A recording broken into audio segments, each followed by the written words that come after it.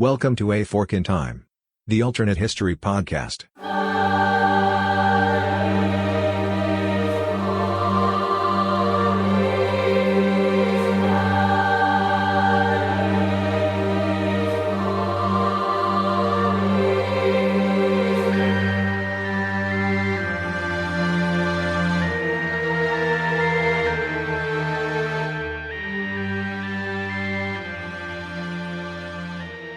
Hi, everyone, and welcome back to the latest episode of A Fork in Time. My name is Chris Coppola, and I'm joined here by Robert, who's been on a couple of our other podcasts. You want to introduce yourself for a sec? Hey, Chris. Glad to be here again. This is Robert Cocheu. I'm glad to be here with Fork in Time. Very excited about this episode today. So this is a concept episode. This is something we're going to try. And what we're going to do is we're recording the audio for this episode, which a lot of you are probably listening to through your favorite podcast catcher, Apple, I like Podcast Republic, or whatever else you listen to, Stitcher. But we're also going to put together a video. So this is going to be released as both an audio podcast and a video, because I think this episode, the topic kind of lends itself to some visuals we're going to put together. So if you are listening to us on a podcast, we're going to try and make sure that you don't lose too much. But if you're interested in kind of seeing us and also kind of some visual images about what we're doing, we'll make sure that there's a YouTube link in the show notes. So hopefully this works out pretty well. Robert, do you want to go ahead and introduce what our fork for today is? Absolutely. So our fork today is actually on the Peninsula Campaign. So we are in the middle of the Civil War, or well, let me rephrase that. The Civil War has started, so we're early 1862. So the only thing that has really happened so far in the Civil War is the South has succeeded. The Northern armies and the South armies clashed outside of Manassas Junction, Virginia, sometimes referred to as Bull Run, kind of blindly groping at each other at that point. The Anaconda Plan that Winfield Scott put together began to be implemented, and Grant took charge of the Army of Tennessee at that point and actually put together a campaign where he captured Forts Henry and Donelson at the top of the Cumberland Valley and forced the Confederates out of the eastern part or the western part of Tennessee down the Tennessee River. So that's kind of where we are. So after Manassas or Bull Run, General George McClellan has taken over the Army of the Potomac. He actually names it the Army of the Potomac. And he is given charge, and he organizes it into a fighting force. He organizes the corps together, and he gets it set up. In the South, this is not the Army of Northern Virginia we all think about. Robert E. Lee is the adjutant general in chief back in Richmond, hanging out with Jeff Davis all the time. Joseph Johnston is actually in charge of the Army of Northern Virginia at that point. So he's in charge, and he has with him three wings of the Army: Daniel Harvey Hill, Longstreet, and Magruder are his three commanders. Jackson is out in the valley of the Shenandoah with his corps, kind of doing his thing out there. And McClellan has people that we really have heard of, but not really in a lot of ways. Bull Sumner has Second Corps. Third Corps is Huntsman, and the Fourth Corps is Keyes, with a First Corps, First Division of Franklin, and then General George Sykes of the Killed My Lover, who was killed my wife's lover, who was the nephew of Francis Scott Key. He is running the Reserve Infantry Corps out of New York at that point. Okay. So they kind of get set up, and Lincoln starts issuing orders. I want you to attack. He decides he wants to attack. He wants to capture Fort Monroe, run up the peninsula, and capture Yorktown. That is the plan. Lincoln issues him orders to attack by February 22nd. He starts to attack. He backs off a little bit.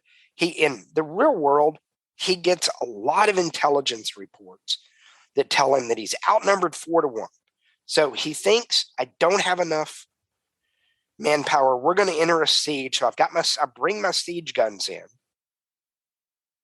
Have a little bit of trouble getting everything together because the USS Virginia, sometimes referred to as the USS Merrimack, is running around sinking ships all over the place as it goes through. They handle that, but he still brings in the siege guns as he goes through. And so he brings in these siege guns. And by the way, we're going to try and drop in an image here. I think that'll help understand because, if you look at Civil War guns, these are still wheeled. You have the old Napoleon cannons. That's the only way to move these things. So when you when you think about these siege guns, we're not thinking those. We're thinking these giant mortars, right?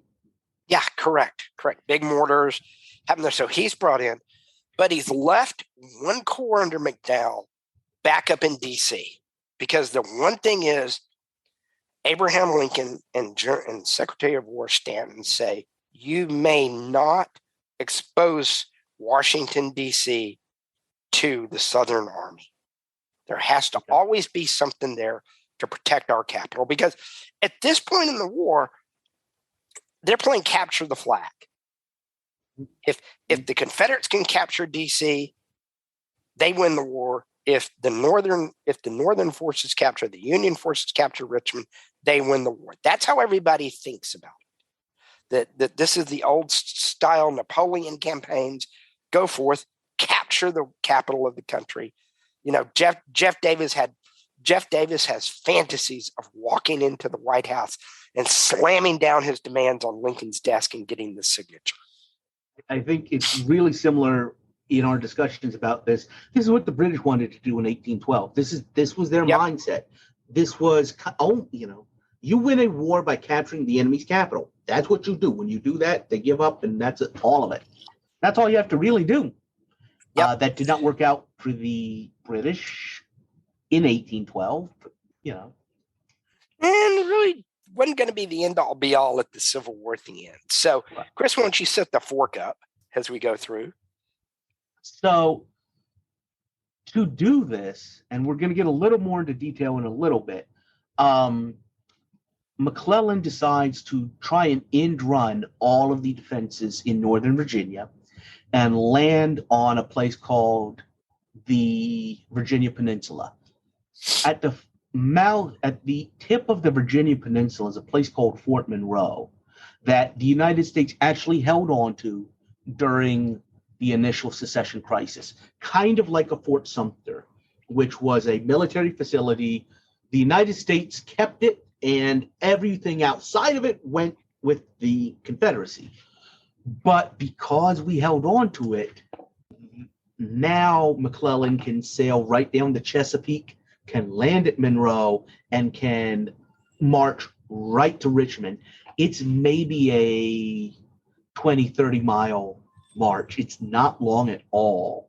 And he can end run all of the defenses, and he can basically snatch Richmond before Johnston, who's up north, knows what he's doing and has a chance to come down and do anything to stop it. So that's the idea. That's the plan at the point. That is what Lincoln has been sold by McClellan.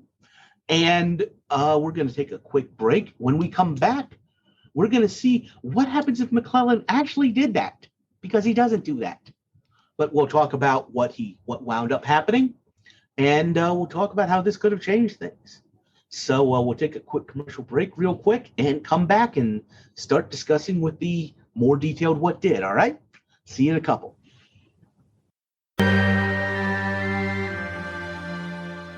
Would groceries delivered to you in as fast as 1 hour save you a trip to the store? Instacart makes that possible thanks to personal shoppers in your area who hand-select items based on your preferences from the stores you love. And shopping multiple stores is possible on a single order. Instacart picks the freshest produce and even keeps your eggs safe, all while finding everything you usually buy, providing smart suggestions for new items, and even highlighting deals to help you save money. And now you get free delivery on your first order over $35. Let Instacart know we sent you and help support our show by following the link in the show notes. Instacart. Groceries delivered in as fast as 1 hour.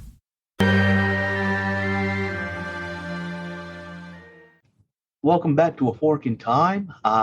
This is Chris Coppola, joined by Robert Cocheu, and we're talking about the Peninsula Campaign.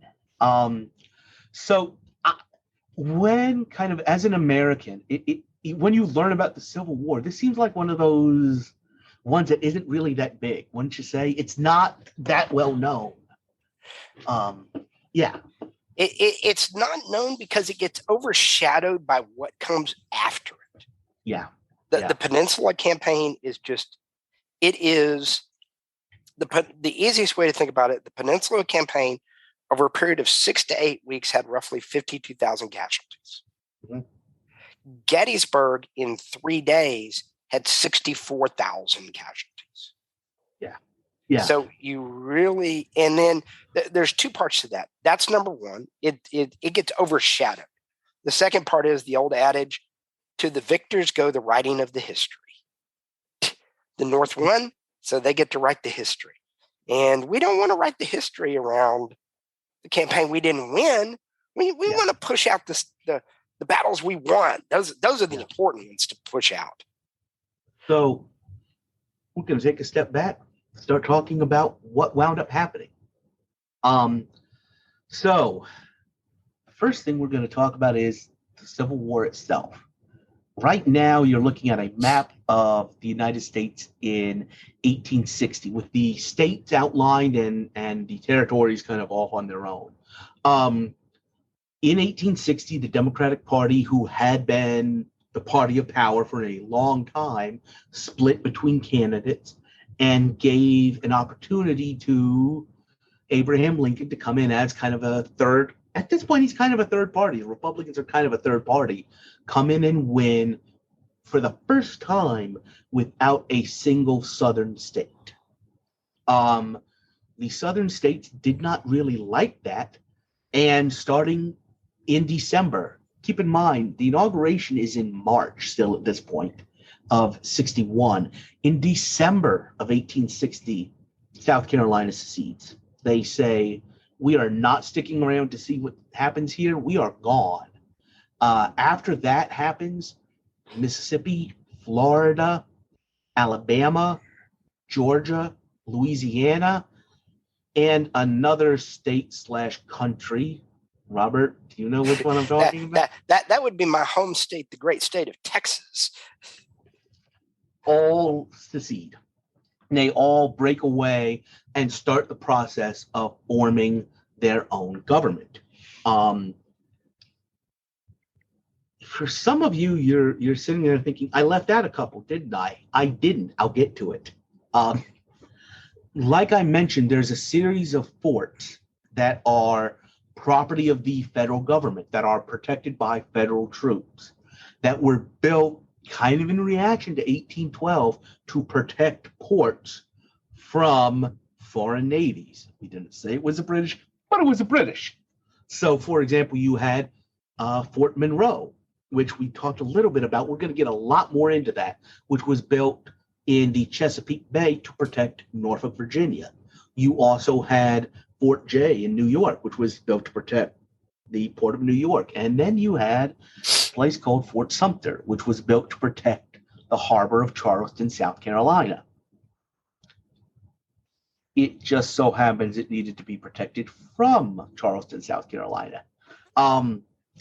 So in the process of breaking away, South Carolina, and we're not going to get into a lot of the back and forth here, South Carolina, their militia troops demand the surrender of the fort at Fort Sumter, and they start shooting at it to take it by force.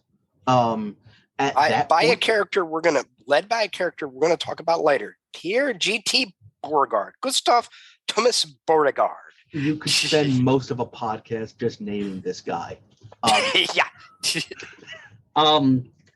So This is the start. This is when the shooting starts. This is the beginning of an actual war. At this point, this happens in, as I remember, what is this? April 1861. April 12th, 1861. Lincoln has assumed command. He has become the president. He has been inaugurated back in March. In April, the shooting actually starts. And once they fire on Fort Sumter, Lincoln calls up the state militias. The state militias are run by each governor. He brings them together and says, all right, we need to go down. And now that the South has started this fight, we are going to go down and preserve the United States, preserve the Union, and do that. As soon as he does that, 3 more states say, we're actually not on board with this.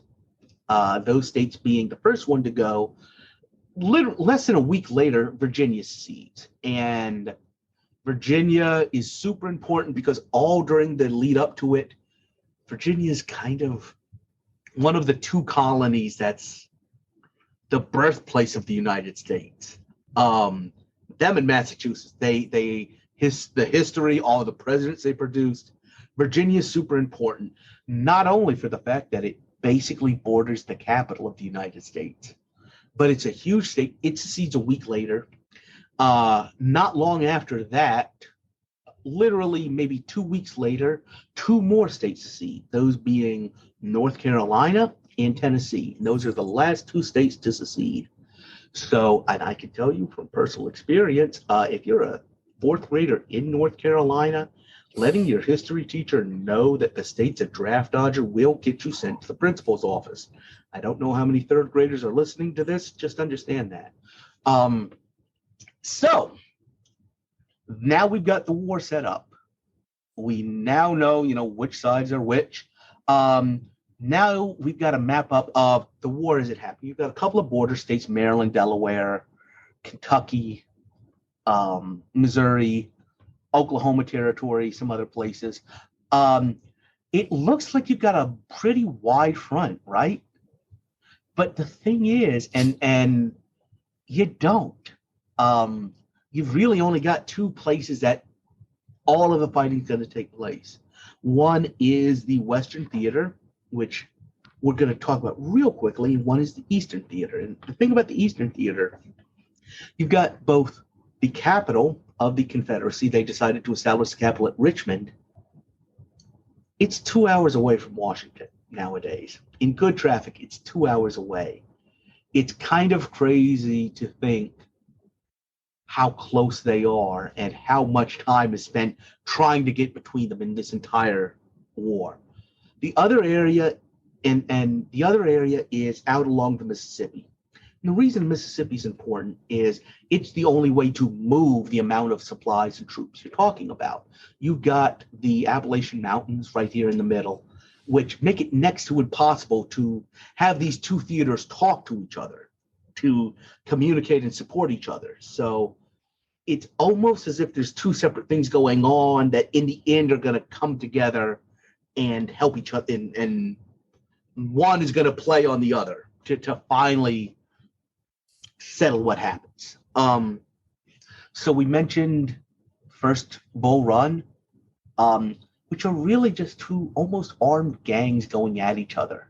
That's a really apt description. The uniforms of each, to put it this way, there were some Union troops whose gray state militia stuff were wearing gray uniforms, and there were some Union troops or Confederate troops who were wearing the state militia blue uniforms. And just about every general was a West Point graduate, so they still all had blue uniforms too. Yep. Yeah. It totally is it is somebody referred to it as 2 blind boxers facing each other in the ring. And it what made it more interesting is also Washington society thinks it's going to be a picnic. So they all come out, the high society people, they all come out in their carriages to watch the picnic, to watch the parade, as it were, without realizing what's fixing to happen.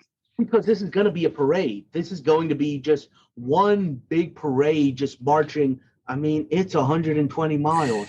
We're just going to start marching south, and we will be in Richmond before Christmas. Yep. Right? Yeah. I mean, and that's the whole thought on the Union level, with the exception of one general at this point, William T. Sherman, who actually ended up spending some downtime after Manassas because he was ruled as unfit to command. He had a little bit of a mental breakdown after Manassas because he actually sat and said, hey, it's not going to be that. They're going to fight. It's going to be thousands of dead, and we don't know what all. So he spends some time down, and then when he comes back, he actually leaves the East and gets thrown out to Grant in the West. Kind of the B team. I always picture the West is kind of like, okay, we'll just send some people out there. Sure, you're helping the cause. The big show is the East. Always the East, because the capitals are there, the news media is there, everything is there. So that is the big piece. So after First Manassas, you have the current commander of the Union forces, which are not the Army of the Potomac yet. Right. But Irving McDowell, he gets removed, and they bring in somebody who had one or two impressive tiny victories out in Western Virginia, which is now known as West Virginia. Yep. Because these are the counties that, when Virginia seceded, they decided not to. So they seceded from the secession and stayed with the U.S. Small commander had a couple of successes out there, and they bring in who? George McClellan, who was a railroad magnate, graduated from West Point in 1846. He was actually part of George Pickett's class of West Point and actually moved up with that. So he had stayed in the Army for a little bit after graduation, and then actually decided to go do business, and then came back to the Army right at the Civil War to kind of get started. And what McClellan was exceptionally good at was putting an army together. And that's kind of why I talked about Bull Run the way I did, because he changed that. He changed that mindset, or that nature of what the Army was. He put the structure around it, put the corps commanders in, put brigade commanders in. He is responsible for putting Winfield Scott Hancock in charge of a division, who then actually moves up. Hancock was known as a quartermaster guy. And he's like, you knew combat. We're going to put you in, and put him in charge of got promoted to general, and now he's running a division at this point. So McClellan comes in and spends months building an army. Basically, May 1862, if I remember Bull Run correctly, May or June of 1861, sorry. Yeah. Until early 1862. So they spend good 6 months training and organizing, equipping, bringing in these recruits that have been recruited from across the North. We were talking earlier about I was in Madison, Wisconsin last year, or 2 years ago now. And what most people don't realize is the football stadium for the University of Wisconsin there in Madison is built on the campground that they established to build the actual regiments that were sent to the Civil War. Okay. And so, all of the states did this. They put their little groups together, put their regiments together, and then marched them or put them on the train to Washington, D.C. McClellan made him an army out of them. And he's sitting there. It's always interesting to think about the time, the seasonal nature of war, but this is still the point when you kind of stop fighting around October, November, and you pick up again in the spring campaign season, come March and April again. So he's still working. He's built this army. Lincoln is getting very impatient. McClellan has built this nice tool and doesn't want to get it dirty. I think that's the best way. Well, to think one of about Lincoln's comments about McClellan was, I'd like to see if General McClellan would like to let me borrow the army if he doesn't want to use it. Yes. It's he's built a nice lawnmower and his neighbor wants to borrow it to take it out and get it dirty almost, and he doesn't want to.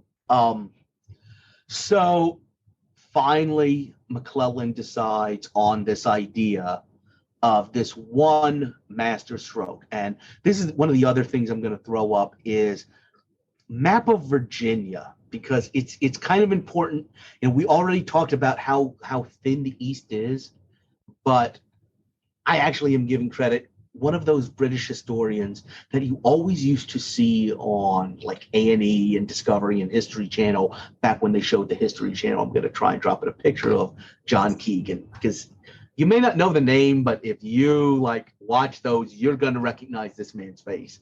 Wrote a really interesting book on the Civil War, and he talks about Virginia as a ladder, because you've got the Shenandoah Mountains over to the west, you've got the Chesapeake Bay over to the east, and as you go south, even up to Baltimore, you've got the Patapsco River, then you've got the Pawtuxet, then you've got the Potomac, the Rappahannock, the Anna, the York, the James. And these are just rungs on this ladder between these two, the Shenandoah and the Chesapeake. And the entire campaign, so much of the Eastern Civil War is going from one rung to the next, going from the Potomac down to the Rappahannock, down to the York, down to the James. So that is kind of the problem that McClellan is facing. All of these rivers form a barrier, a really natural barrier to stop the direct movement down to Richmond. One thing you got to remember as you're thinking through this, that there is no interstate highway. So they're moving, Yes. and bridges are easy to destroy with black powder. Yes. Put a bunch of black powder down underneath a wooden bridge and you light it off, and there's not a bridge there anymore. So you have to rebuild the bridge. So Mhm. Yeah. So he looks at the map and says, you know what? There's that little place down at the very far end. We still have Fort Monroe, don't we? Why, yes, we do. So, and looking at a map of this, I keep thinking about Incheon or an Anzio, one of these where they're defending right here. So why don't we just jump all the way around it and come in from the other side?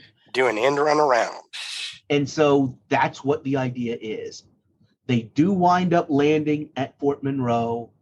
They start marching up the Virginia Peninsula, and he spends 1 month besieging the town of Yorktown. Yes, by the way, it's that Yorktown. It's the American Revolution Yorktown, where we won independence. He spends a month just laying siege lines and taking over that. A month later, he makes it 10 miles up the road to Williamsburg, which was the old capital of the colony of Virginia, and is still a wonderfully, restored and put together place. Right down the road from there is Jamestown, the first English settlement. The reason I'm talking about all of this is it's a really cool area. It is. I kind of begrudge some Richmond family of mine because they got to take field trips to there. I did not. Because it is so close. You can literally take an elementary school field trip, pile on the bus, and go down there. So basically another month later, and he has finally gotten to the outskirts of Richmond. And when I say the outskirts of Richmond, I mean it. Today, 295, the Richmond Beltway, runs through these battlefields. One of them is actually basically the site of Richmond Airport. The Battle of Fair Oaks was right where Richmond Airport is. So you actually have the story of American officers, of Union officers, setting their watches by the church bells of Richmond. That's how close they were. They could hear them. Joseph Johnston has finally come south. He's brought his troops out of the Northern Virginia kind of Fredericksburg, Rappahannock area down to protect the city of Richmond.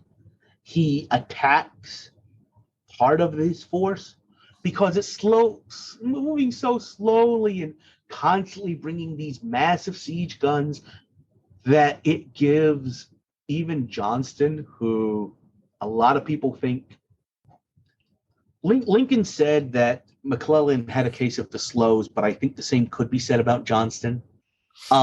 Johnston had a case of the slows, and Johnston also, him and Jeff Davis just didn't get along.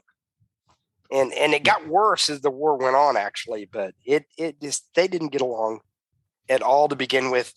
Jefferson Davis was probably the North's greatest ally in the way he appointed generals, because he appointed people like Joseph Johnston, Braxton Bragg, people that were his political buddies, Hood eventually, and most of them were fine examples of the Peter Principle, where you get promoted to your level of incompetence. And if there's one thing, battle has a way of revealing that. But so it's almost as if a boxer, McClellan has telegraphed this punch for so long that anybody realizes what's coming, and he's sitting there, and Johnston actually launches an attack on McClellan. This leads to the Battle of Fair Oaks. Kind of inconclusive, doesn't really succeed in pushing the Union back, but it does succeed in one huge goal, which is removing Joseph Johnston from our story. Yep. He is wounded in that battle. And the special advisor for military matters to Jefferson Davis takes over. Who is that man? Robert E. Lee takes over and becomes the Robert E. Lee of legend. After this, he brings in Stonewall. He puts D.H. Hill, kind of pushes him to the side, leaves him in a little bit. But in reality, it becomes Jackson and Longstreet with two wings of the army. And as he takes over, he starts planning this massive offensive to, maybe not massive, this actually active offensive. We're actually going to try and protect the city instead of just waiting for the Union to do whatever they want to do, and we're going to react to that. No, we actually have a say in this. So Lee plans and executes what are collectively known as the 7 Days Battles, and basically scares McClellan back all the way up the peninsula, and he evacuates his troops back up to Washington. So that is what wound up happening. Is that kind of do you think that's a fair assessment, Robert? That's about right. So where our fort takes place is much earlier in the campaign. He runs in. Let's start attaching some dates, because dates are really important to this. So go ahead. So early 1862, February 1862, Lincoln issued an order and said, attack or else. So he goes and he does the Fortress Monroe and he starts attacking. But where it really becomes important is, at this point, instead, he tells Lincoln, look, if I could get McDowell, forget the siege guns. I don't want the siege guns. They're too much. If I could get McDowell, I bring McDowell down. He comes down from the north. I come in sweeping around. Maybe we can catch Joe Johnston between us, cut him off from Richmond, and then capture, destroy the Army of Virginia. And then we march on Richmond without that Army of Virginia in the middle. So, numbers-wise, what does this look like? Who's on the Confederate side? What does that ratio look like? Who's actually protecting Richmond from the Monroe side? Not much. It was Johnston by himself, but he was more up north, shielding from Washington. So once you get in between,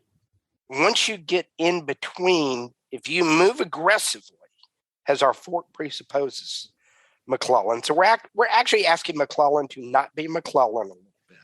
So one of the things we'll do is we'll assume the Pinkerton data with the large numbers never hit him. He decides not to bring along siege guns. He thinks that's a waste of time. And so he goes straight out. He does the end run around and puts himself between Richmond and Joe Johnston at that point. And he could, because he outnumbered Confederate forces on the peninsula something stupid like 5-1. Yeah, like 5-1. Yeah, he had way more troops there than he needed to. And by the way, the other thing is this is his Army of the Potomac that he has trained, that is ready to go. And the Confederates they had an implicit trust in McClellan, to the point that in the real world, he gets removed from command, gets put back in, and there were actually rumors before Gettysburg that he was going to get put back in charge again before Gettysburg. Meade ended up getting it, but there were several people in the Army of the Potomac that were excited because McClellan was going to come back again. Because he built that army. Yeah, they loved him for whatever reason. But this army, this was the A-Team. This was his top. This was the top Union force, and they outnumber Magruder, who's the Confederate commander on the peninsula. And by the way, these were not. The other side was not the A-Team. The A-Team was up at Fredericksburg. Yep. Yeah. Magruder knew what he was doing, but Magruder did it by brashness. Magruder actually had Quaker guns, which he had some artillery, but he doubled his number of artillery by painting a bunch of logs black and putting them on the hills. So McClellan realizes when he starts looking, he goes, hold on a minute. Only half those guns are firing at me. Why aren't the other? Oh, hang on. So he runs and he gets Magruder, knocks Magruder off. So now he's got Johnston. He's got McDowell coming down from the north from D.C. And so fast forward, he takes Richmond and cuts off Johnston. Johnston surrenders. By the way, here's two other things that have happened right now that are happening. And this is why I was like, well, let's put some dates to stuff. March 17th, they set sail. They land, and again, this is something like 40, 50 miles to Richmond. This is not very far at all. It takes him 3 months, 2 to 3 months to get there. In that month, in one of those months where he is just sitting in front of Yorktown building siege defenses, two things happen. You take yours, I'll take the other. Okay. What's the first thing So the first thing that happens is Albert Sidney Johnston, who, according to Jeff Davis, was the leading general at the time. He had actually been a major general in 2 armies prior to the Confederacy. He was a major general in the Army of the Nation of Republic of Texas. He had participated at the Battle of San Jacinto under Sam Houston, and then he had become a major general in the United States Army and actually was running the Department of California at the outbreak of the Civil War and was forced to resign and move around. So he had gathered forces, and Beauregard, the guy whose name takes forever, he actually came and helped Johnston in Corinth, Mississippi. Corinth, Mississippi was a very large rail town. So just north of Corinth was an area called Pittsburgh Landing. Also, we call it today Shiloh. Grant brought the Army of the Tennessee down from where Fort Donelson and Fort Henry. Don Carlos Buell is bringing over the Army of the Ohio together. And Grant has set up his army there in Tennessee at Pittsburgh Landing to train it more while he waits for Buell to join with him. Albert Sidney Johnston decides we don't want them to join up, so we're going to attack. He marches forward with Beauregard. Beauregard had the actual plan. The plan fell apart. They attacked. They won the first day. In that first day, though, Albert Sidney Johnston is killed. Part of what a lot of people believe is he fought a duel while when he was in Texas and was injured in that duel and severed a nerve in his leg. So when he was shot through his femoral artery, didn't realize he was shot, bled to death. So he does that. Day 2 of the battle arrives. Don Carlos Gil moves his troops in overnight. They come down and sweep Beauregard down back to Corinth. And part of what a lot of people don't realize at that point is Shiloh is at that point the largest battle, single day battle or 2-day battle that had occurred on American soil, because there were 23,000 casualties at Shiloh. And that was shocking. That caused people to stand back for a second. They did not even have field hospitals determined on how to set up Shiloh. Shiloh is an interesting battlefield to visit, because you will see they didn't know what they were doing. It wasn't much better than Bull Run in a lot of ways. Didn't know what they were doing. So that's the first thing that happened. So the South has a major defeat in that Western theater that Chris talked about. That's April, so within a month of landing at Monroe. Yep, exactly. And then 1 month, May 1st, New Orleans falls to a combined operation between the United States Army and the Navy working together. Now they captured the largest city in the South and also a huge economic center, because now the South can't export all of their materials coming down the Mississippi. Now, New Orleans was the major port at that time in the United States. So they cannot get the South. Their idea is to kind of play footsie with the British and the French, who, we talked about this in another episode I did, are intervening in Mexico right now, still have troops in the area. And they want to play footsie with the French and the British we'll give you cotton if you'll support us. Oh, we don't have a port. We can't sell you cotton. There's nowhere for us to give it to you. So Shiloh is a massive battle in the West. It kind of, when the numbers start coming back, it throws everybody back on their heels for a second. They think about it. Right after that, the largest city, economic hub of the South falls. Right. So then their capital falls. Yeah, well, I was going to say, so let's recap. So in basically a month and a half in our fork, the capital of Richmond has fallen. Shiloh has happened. So the major army of the Western Theater, the Army of Tennessee, I think was the name that Johnson had given it. And they've lost their major port. So 3 things. So in most of today's world, we call that game over. Yeah. So what do you think with those 3 things? What happens? What do you obviously think? Davis falls back. Okay. He runs south like he did all along. Maybe with Robert E. Lee tagging along. Lee may have actually at that point thrown his hands up and said, I'm done. Okay. I could see a scenario where Lee does that, where Lee throws his hands up and says, I'm done. This was a good idea, but there's no way we can win, especially at this point. The thing I'm thinking about is the reason I went through the timeline of the secession is it's kind of important here, because you had this belt of states, Tennessee, North Carolina, and Virginia. Tennessee's gone completely. Tennessee's gone. Virginia is gone.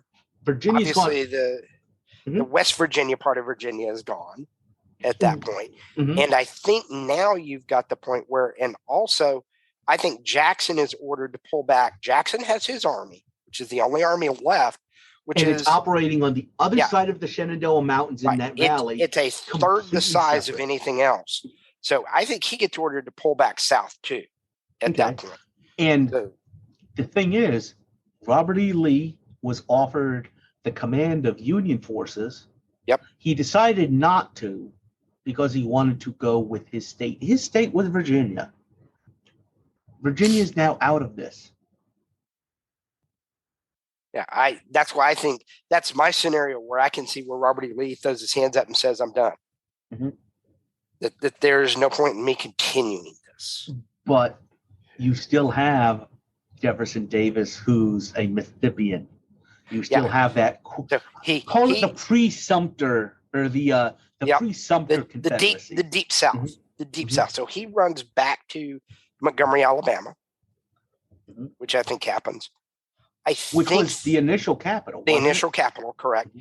I think now, though, he may try to pull Beauregard back down, but if we've got all these other things happening, does Halleck order Grant? Halleck is still in charge of the armies. McClellan is not.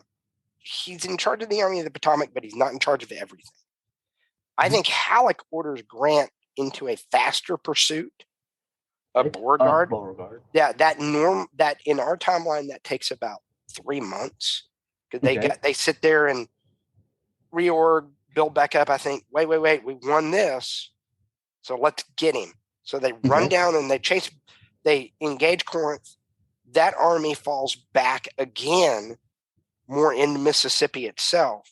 Okay. And so maybe you have Vicksburg happening, but maybe not at this point. Okay. I think your armies begin consolidating and falling apart because if you're the South, you have a morale issue now. Because you have lost your largest port, you suffered a major defeat, you've lost what conceivably could be your best general in Albert Sidney Johnston, and you've taken Virginia out of the mix. So now we're situated, maybe Jackson falls back to Montgomery. Maybe whatever South Carolina, northern Georgia area.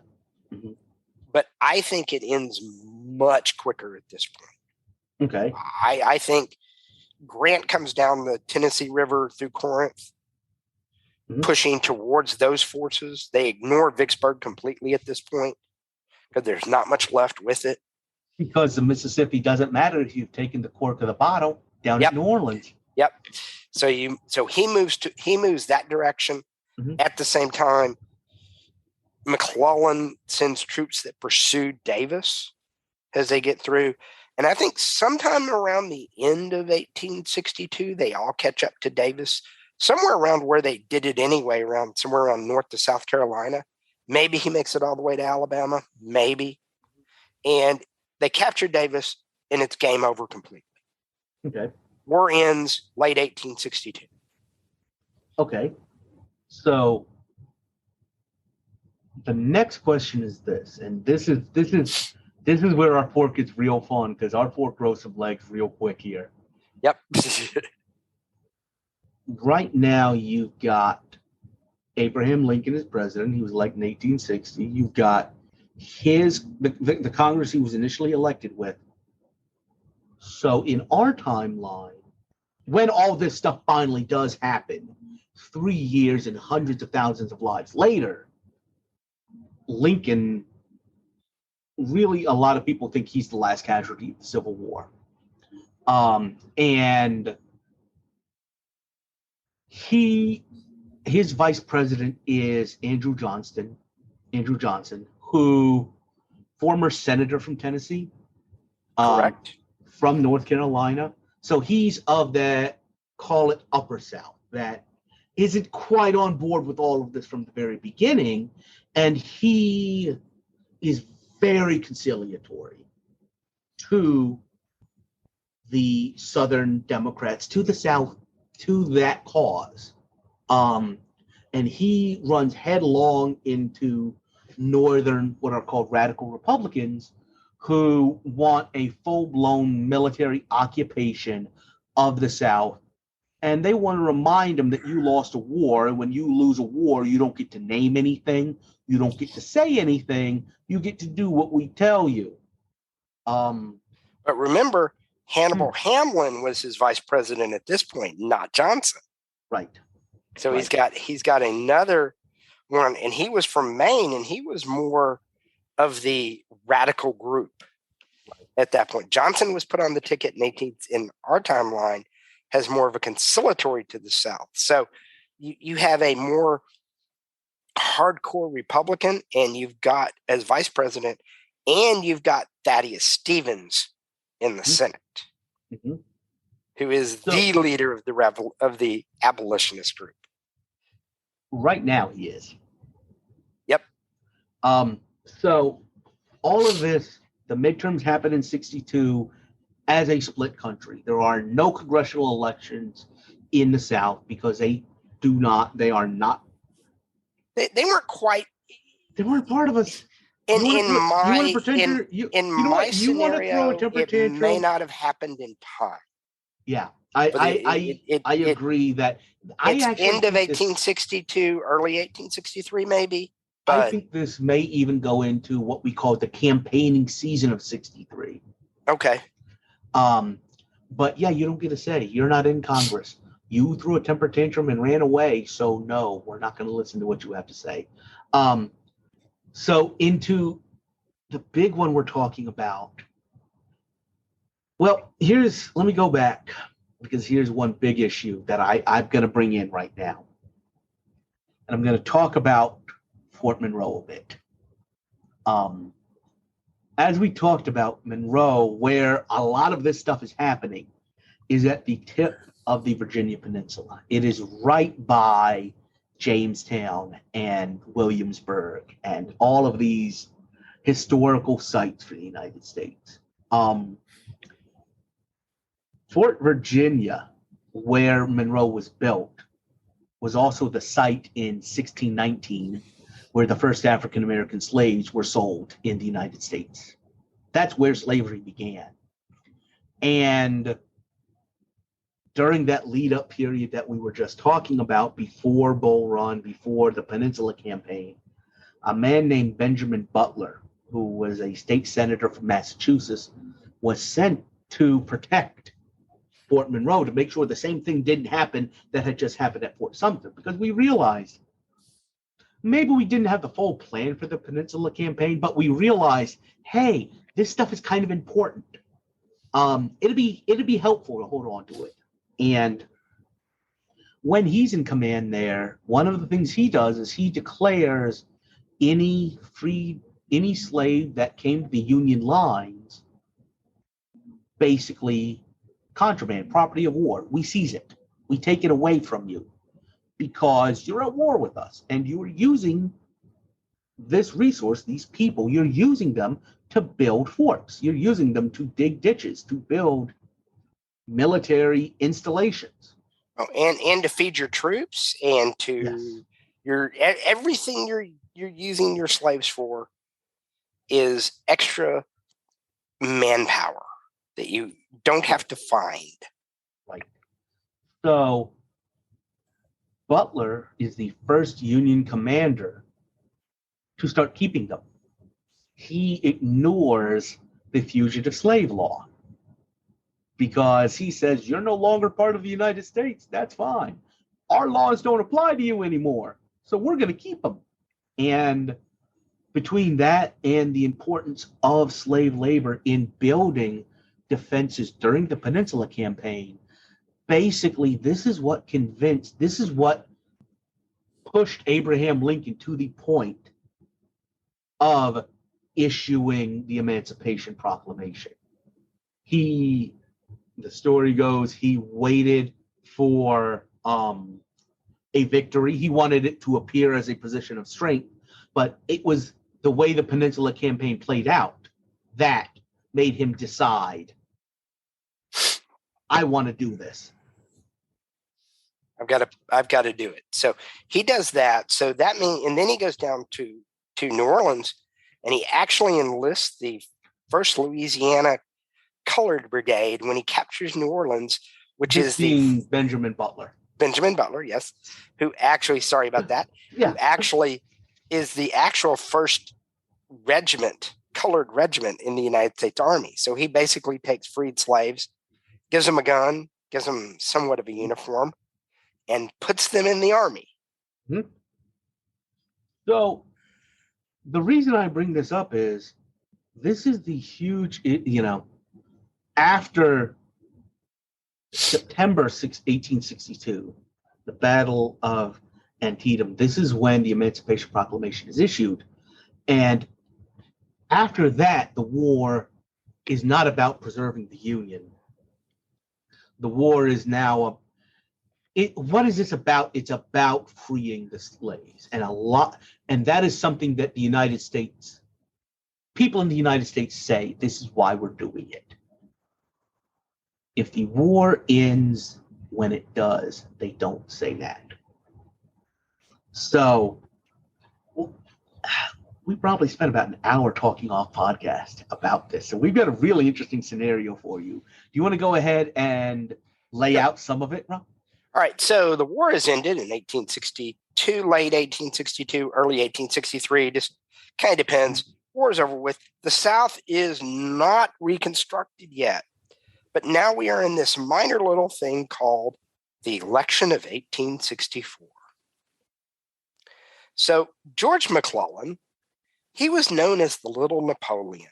Why? Because he had huge political ambitions. In our timeline, he actually did run against Lincoln as a anti-war Democrat, because he wanted to actually surrender to the South, let them go on their own way. I'm going to end the war. It's not worth this much of a price of blood for us to do this. The other man who was a politician and had obvious political pieces is our old friend Benjamin Butler.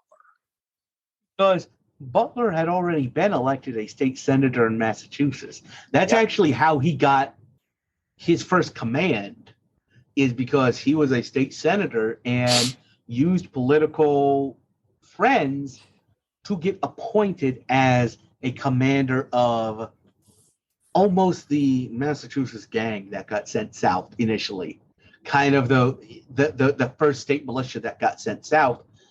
So you've got two people, one of whom is the guy that conquered Richmond and has this view of the war was about the Union. The war was about bringing the South back into the Union. We've done that. Let's shake hands and call it a day.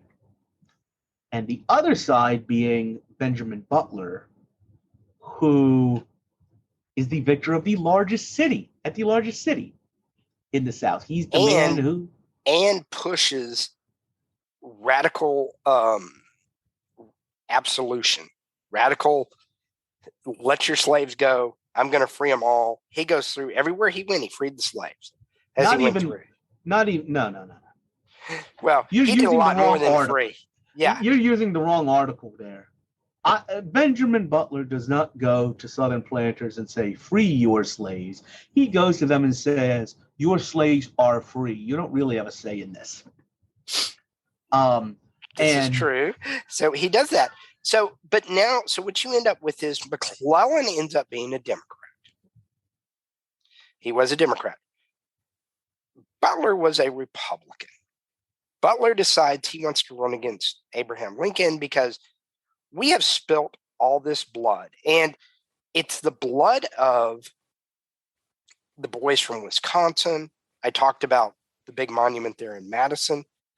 You've seen one in Maine. I know I've seen them in other parts of Indiana. Illinois has huge monuments. If you drive through any of the battlefields, it is all that Midwest has all these state monuments. New York has some, but it's all these.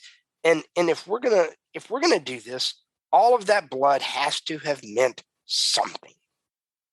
Not just putting the abstract states back together, but the blood we spilt. Granted, it's probably less than half the blood we spilt in the original timeline, but you're still looking at Shiloh being the largest casualties of any two-day battle in the United States ever. And so we have put all this blood down. It has to mean something. So, and in this case, there is no Emancipation Proclamation. Right. Or if there is one, it's treated differently because it was treated after the Union victory at Antietam. Antietam never happens.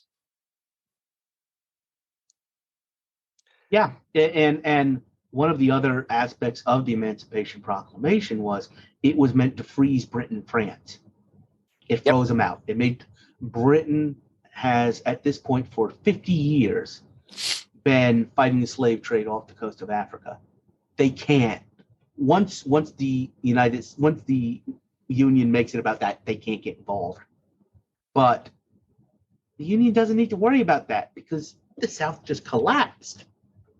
So in 1864, you have one general running from the East and one general running from the West with vastly different views of what this war was about and where am I going to take this country.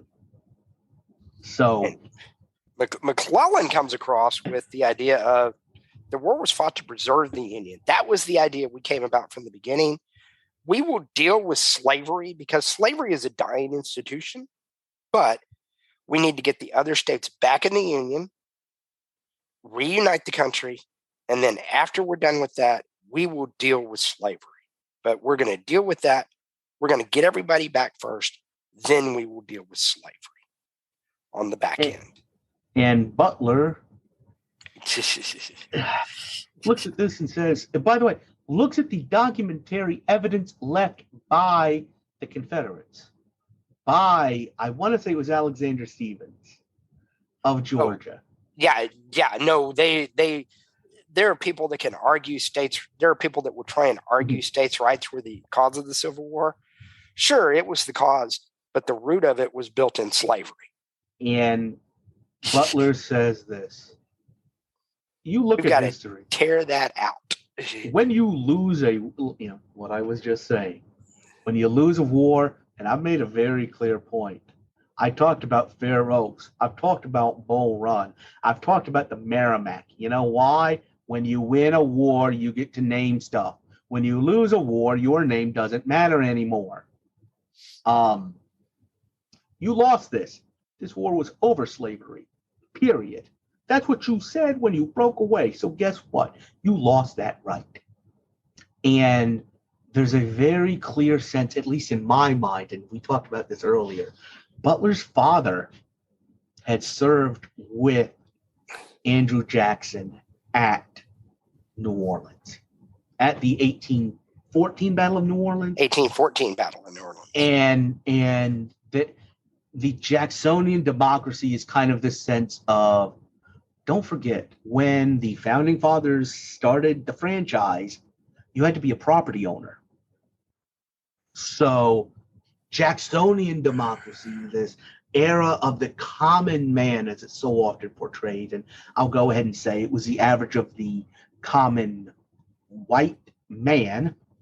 I'll say that because Jackson wanted to extend the franchise to the poorer white farmers in the South and the West. Yep.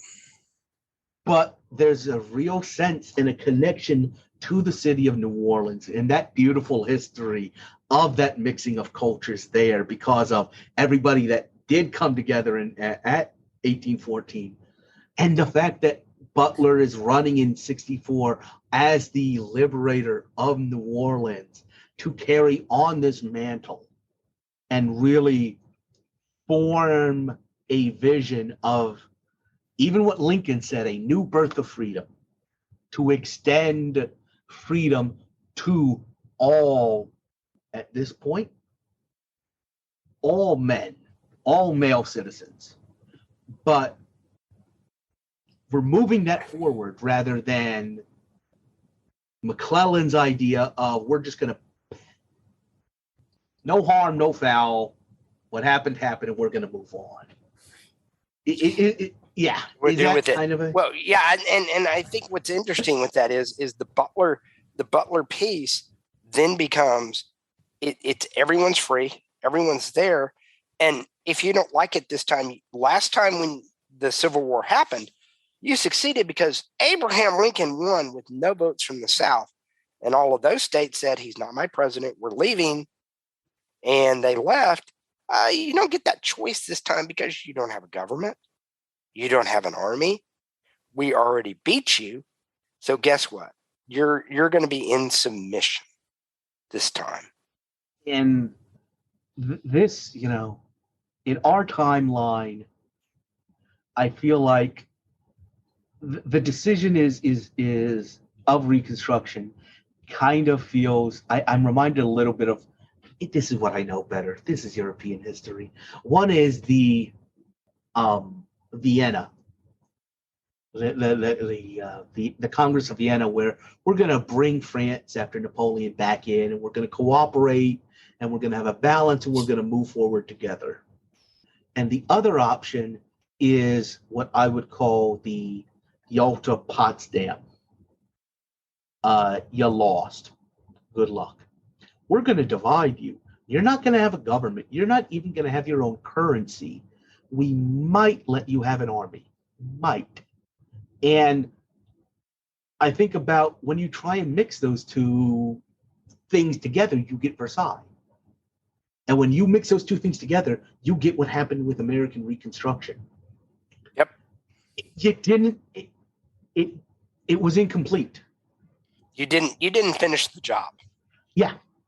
Versailles, the Treaty of Versailles directly causes World War II. And the way Reconstruction happened turned the clock back and prolonged so much struggle in this country. Absolutely. So if Butler wins, let's talk. Does Butler win, or does McClellan win in that case? I think if Butler gets the nomination, he wins. I really do, because I think his sell is how many of your sons did you give to this cause? It has to mean something. We can't just let them back. We have to root out the evil of slavery. And the other thing is, Butler, we kind of talked about this, and I'm sorry, Robert, I set you up. No, you're good. With the you're going to take the McClellan and I'm going to take the Butler. Yeah. Because Butler, he's got a vision that ties into American history and where America is going. What are we going to do moving forward? We've won this. It has to mean something. And I think the true vision of even Abraham Lincoln was move the country forward, but moving the country forward in a specific way for the 1864 election. Yeah. And that's why he beat McClellan at that point, because all McClellan wanted to do was compromise and let bygones be bygones, and we're all one big blah, blah, blah. Yeah. Yeah. So I agree with you. I think he wins the North, which is the only place voting other than maybe Tennessee and West Virginia. I think West Virginia votes, but Tennessee, maybe. And actually what may have happened at that point with Tennessee, what a lot of people don't realize is the vast majority of East Tennessee was pro-Union, the Knoxville type area. Mm-hmm. Tennessee you may have ended up with an East Tennessee and a West Tennessee state. Okay.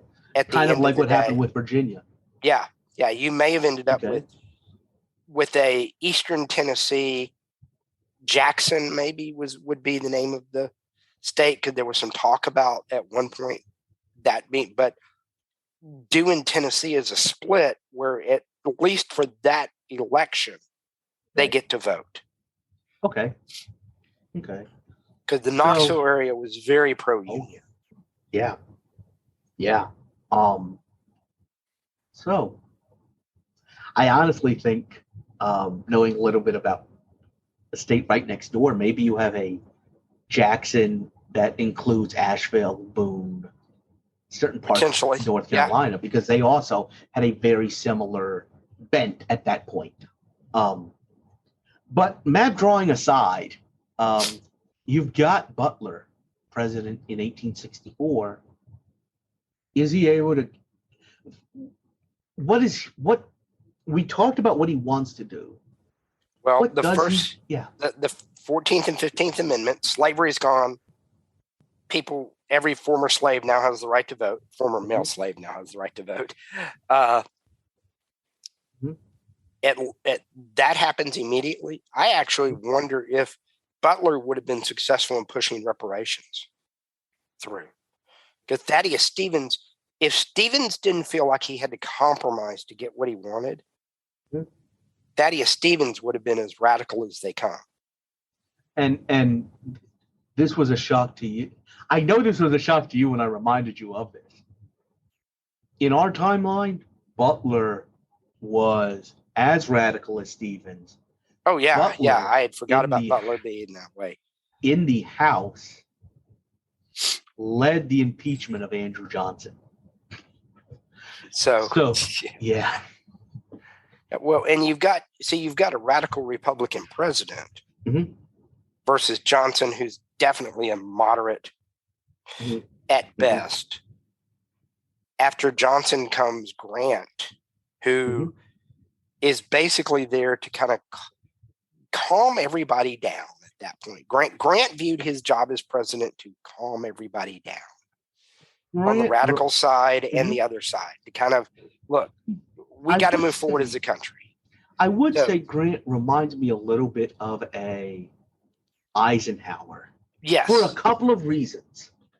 One is obvious why they're there. They're the president. They're the, or they're the general that everybody remembers.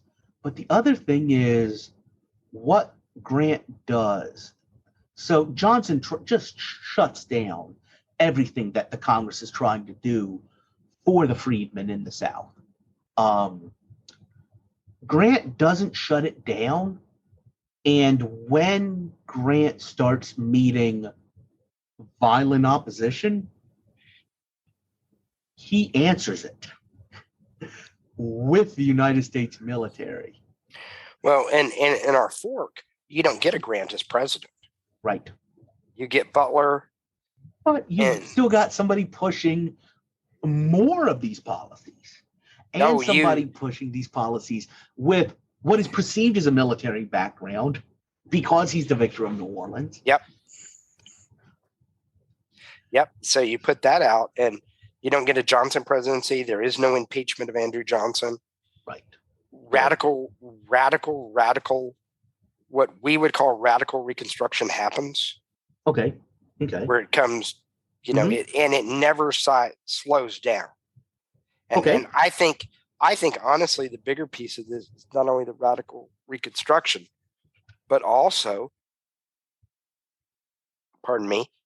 the actual what happens if Nathan Bedford Forrest tries to form the Ku Klux Klan, he is hunted like a dog.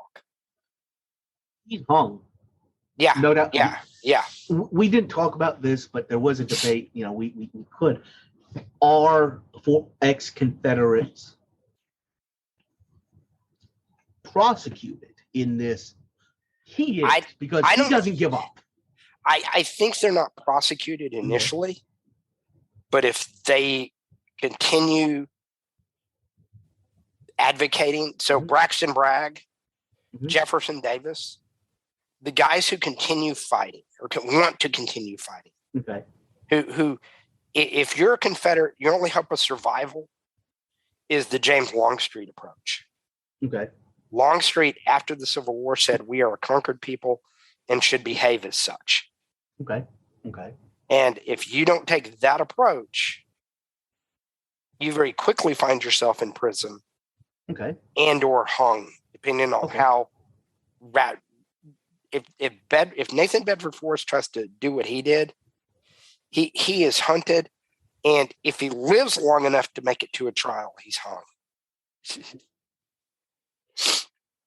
I'm not convinced he lives long enough to make it to a trial. At that, I think he's trying to escape. If not trying to escape, he's shot because he refuses to give up.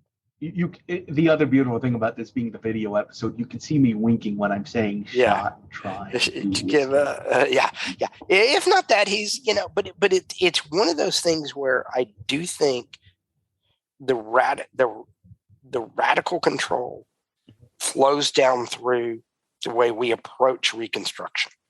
And it's if you're not a James Longstreet, that we're a conquered people, behave as such. If you're a Braxton Bragg that continues to try to agitate because he did, if you're a Jeff Davis who refuses to give up, if you're a Nathan Bedford Forrest, if you're any of those groups, you're at a minimum arrested, potentially hung, and or shot. Take your pick. At a minimum, you're arrested. You're spending some time, and oh, by the way, there's not this trial by jury. They're treated much like the Lincoln conspirators. It is military trial. Okay. Because we're running a Reconstruction. That's a military occupation. There is no civilian trial. You're still instigating violent rebellion against the United States. So At that point, the rebellion part becomes as important as the free the slaves part. He flips the script on McClellan at that point. Okay. We freed the slaves, so now y'all all better get on board. So going forward, kind of in our timeline, we talked about Grant coming in. Right. 1876. By that point, by 76, the southern states are allowed to vote again. Right. How does this play out in this other thing we've created? I think the radical Republicans maintain control because you're voting under the auspices of federal troops. Okay. So the blacks all get to vote. Yes. African American total maneurism. Everyone's voting. All the whites are voting. And if you try, and remember, if you kept trying to push slavery, what happened? You spent some time in the Hokie. You're at least disenfranchised. At a minimum. At least disenfranchised. Yeah. If you're not in the Hokie already or shot or hung, you're disenfranchised too. Because I think that was one thing that was very important for Reconstruction in Lincoln's mind is he re-enfranchised all the Confederates to where they could all vote. I think in this case, the radical Republicans keep control at least for an additional, I'd go 20 to 40 years. Okay. And then maybe at that point, not, but I think at that point, you fundamentally change the country. You really have. Woodrow Wilson does not exist in that timeline. He does, but I know what you're saying. Yeah, not as a president. Not as a president. Absolutely. Okay. Yeah, so I think it moves forward, and there is no 1860 civil rights movement because there was no need for an 1860 civil rights movement. That's right, 1960. We're 100 years later. Yeah, it took 100 years. I don't think you have that. It did take 100 years. Yeah, I don't think you have that because you don't need it. That all got fixed early. Because you have to remember the early part of Reconstruction, it happened. Fort Bend County, the county I live in Texas, had a black sheriff, African-American sheriff, right after the Civil War, who subsequently served in the Texas legislature as a senator. My children went to his school, the school that is named after him. So I am coming to you guys from Concord, North Carolina. A lot of you associate me a little more with DC, but this is where I'm originally from. This is why I got sent to the principal's office for calling the state of draft dodge. That's beside the point. Haven't forgotten that one. About 5 miles from where I am right now was the first African-American owned textile mill in the country. W.G. Coleman, right after the Civil War, he founded his own textile mill. And that's an important part of this, was that both political, like you're talking about, but economic, like I'm talking about. Yeah, no, absolutely. You end up with the equality immediately, and things are changed. Moving towards it a lot quicker than we did. A lot quicker than we did, and a lot calmer than we did. Okay. I don't think you have the anything that happens is not nearly as violent, not nearly as disruptive to the country. It's more. It's more. So most people don't know the story about the city of Houston. Okay. Houston was desegregated. Okay. So the first thing you have to know is in 1918, there was a massive riot called the Camp Logan riots, and it may have been 1917. I'd have to double check.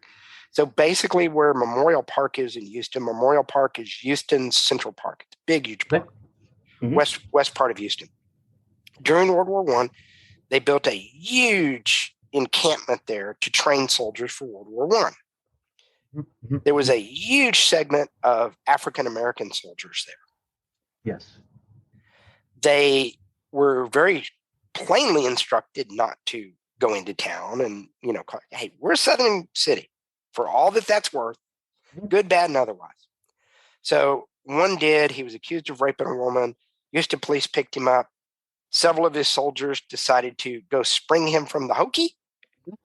So they marched on the city of Houston with their M1 Garand rifles that they used in World War I. I'm not going to be a nerd. That was the 1903 Springfield M1 was World War II. Okay. That's right. The 1903. So they marched with their rifles and bagnettes. 3 days of rioting, hundreds dead. 1860s roll around, or 1960s. I keep doing that today. Yeah. Roll around. And Houston basically says, we're not doing this again. Okay. That was such a devastating event to the city. I grew up here and did not know about it till I got in college. I did not know about W.G. Coleman until I did some of my own looking on my own. And it's because it was such a devastating blow to our city. So Bill Lawson, who is the pastor of Wheeler Avenue Baptist Church, a magnificent gentleman, he sat down with several business leaders and said, okay, here's what we're going to do. The Woolworth counter downtown, several of my men are going to show up and sit down and have lunch. Okay. And everybody's going to be okay with it. Everybody agreed because we don't want to do this again. So because of that, when you look through the civil rights history in the city of Houston, you'll see some minor riots, mainly around where Texas Southern University exists, but nothing like you see in the other cities. Okay. And it's because Bill Lawson sat down and said, we're not doing this again. We will sit down and work this out together. I think the overall arch of any further civil rights takes that pattern. Okay. As it moves forward, because there was enough established at the beginning after in our scenario, there was enough established. We had 40 years of sit down, shut up, and go over to the corner or else that you would be with it. Okay.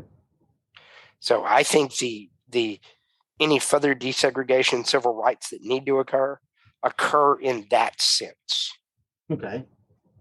And by the way, with African Americans as open and active participants in the political system. Yeah. And that's why I think it occurs that way. Okay. That basically Houston's desegregation pattern is the pattern for the entire country. Okay. Anything else that occurs like that. Okay. Which, I fundamentally object to modeling things off of Texas, but I'll give you this one, the way you laid it out. Yeah, because it was that was the right. Texas had a unique experience in World War I. You had businessmen in Houston and African American leaders in Houston that both agreed we can't do that again to our city. And that's why I think that right there, it becomes the model. Okay. All right. Because you've got the political power. If you're African American, you've been voting for close to 100 years now. You've been an active part of the participant. Okay, we've got to clean some things up, guys. Let's sit down and talk about how we do it. Okay. So like you said, this fort gets some legs quickly. Because the other part of it is, and this is one reason why I wanted to do this one, you destroy the lost cause myth with this.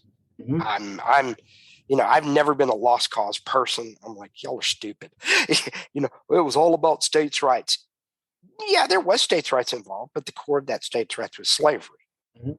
So, to go political for just a second, the absolute worst thing that ever happened to the argument of states' rights was the states' rights got tied into slavery. States' rights is a legitimate political argument. But if you tied into slavery, now you can't discuss it anymore. Okay. And so it was not about state rights. It was about slavery at its core. State rights was the tool you used to keep it moving forward. So in 1864, you'd have been a Butler voter. Probably so at that point, because it's one of those deals where I tend to agree. If you spill blood, it's got to mean something. Mhm. And it wasn't a little bit of even if you threw out everything from the Peninsula Campaign forward, it still was not, like you said, Shiloh shocked the world. And the only reason Shiloh is not as much talked about as a lot of the other battles, it was a Western theater battle. Yeah. So it didn't have all of the extra pieces with it. So that's about it. I think we covered that fork. I mean, every single time we come back to this, and we're wrapping up, I think Don always likes to ask me, "Well, do you have anything else?" And every single time I realize, like, you and I just changed 150 years of American history. Very quickly. What else do you want from us? It's like, come on, we fix this. Yeah. We fix this. So, well, I hope everybody enjoyed listening and watching this episode. So, should be coming out early January. If you did like this, please let us know. Drop us a review. Obviously, these take a little bit more work to put together, but it's something we're interested in for a couple of episodes. We'd like to start getting that together. And also, if you did decide to just listen to us on the audio, whatever way you did listen to us, shoot us a review there, shoot us a rating. We'd like to get that up just to get more people listening to us, to get us higher rated. And also, finally, the good thing about being a video podcast is you can see there's a reason we do it audio. We all have voices that are made for radio. So if you're out there and enjoying this, sign up too. You too can contribute to it. We'd love to get some more people involved. And thank you for listening. We appreciate it. Go leave us a review, as Chris said. And we hope all of you enjoyed today's episode. And keep looking at where forks in history occur. Yeah. Reach out to us. Then I also want to plug our other podcast, The Room Where It Happened. We have a new episode coming in January for Mission Control in January of 1986. So that should be an interesting episode. I invite you to listen to that podcast and follow it as well. So, Robert, just going to finish this up. If you were to come to a fork in the road, what should you do? Take the best fork available. All right. Wish everyone a Happy New Year. Bye.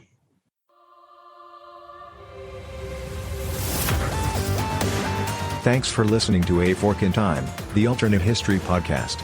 Learn more and provide feedback by visiting our website at www.aforkintimepodcast.com. Connect to us on Facebook at facebook.com/aforkintime or follow us on Twitter at AFIT Podcast.